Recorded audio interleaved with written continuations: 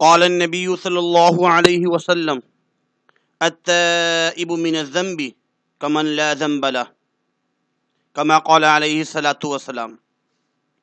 حضور صلی اللہ علیہ وسلم کا ارشاد ہے، توبہ کرنے والا گویا ایسا ہے جیسے اس نے گناہ ہی نہیں کیا۔ حضرت انس رضی اللہ تعالیٰ عنہ سے روایت ہے کہ رسول اللہ صلی اللہ علیہ وسلم نے فرمایا، اللہ تعالیٰ فرماتے ہیں، اے ابن آدم، جب تک تم مجھ سے دعا کرتے رہو گے اور مجھ سے امیدیں وابستہ رکھو گے، میں تم کو معاف کرتا رہوں گا۔ جو گناہ بھی تم نے کیے ہوں گے، اور مجھے کچھ پرواہ نہیں تم نے کتنے گناہ کیے۔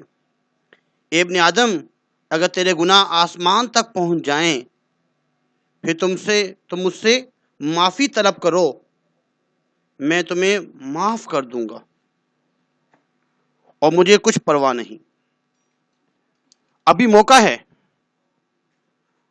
توبہ کے دروازے کھلے ہوئے ہیں، آئیے توبہ استغفار کر لیں۔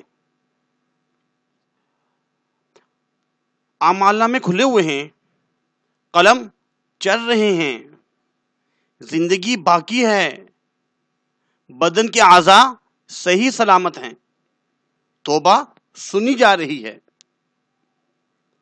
اس سے پہلے کہ زندگی کی نعمت چھن جائے، اعمال نامے بند ہو جائیں اور اعضاء مٹی ہو جائیں، اپنے اللہ سے صلح کر لیں، توبہ استغفار کر لیں، اور ہمیشہ کی ناکامی سے بچنے کی تگ و دو شروع کر دیں۔